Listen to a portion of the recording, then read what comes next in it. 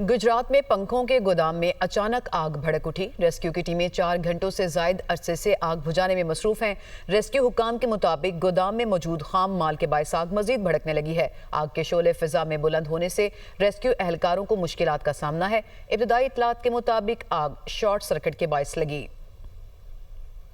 आपको गुजरात से मुतालिक खबर दे रहे हैं, जहां पंखों के गोदाम में अचानक आग भड़क उठी और रेस्क्यू की टीमें 4 घंटे से जायद अरसे से आग बुझाने में मसरूफ हैं। रेस्क्यू हुकाम का ये बताना है कि गोदाम में मौजूद खाम माल की वजह से आग मजीद भड़क रही है।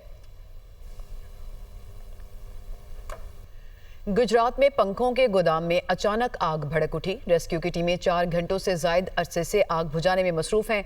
रेस्क्यू हुकाम के मुताबिक गोदाम में मौजूद खाम माल के बायस आग मजीद भड़कने लगी है। आग के शोले फिजा में बुलंद होने से रेस्क्यू एहलकारों को मुश्किलात का सामना है। इब्तदाई इतलात के मुताबिक आग शॉर्ट सर्किट के बायस लगी।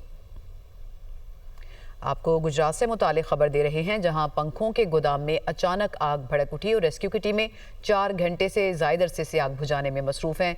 रेस्क्यू हुकाम का ये बताना है कि गोदाम में मौजूद खाम माल की वजह से आग मजीद भड़क रही है।